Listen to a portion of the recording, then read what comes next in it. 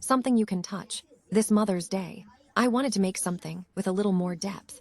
The process, I started with a simple heart, the universal symbol for mom. But to give it life, I used a mix of tissue and glue to create a custom texture. Layer by layer, the heart began to take shape, becoming rugged, unique, and full of character. The finish, I drenched it in a deep, passionate red, letting the color settle into every ridge and valley. To top it off, 3 simple words. I love you, Mom. Outro, a gift that isn't just seen, but felt. Happy Mother's Day.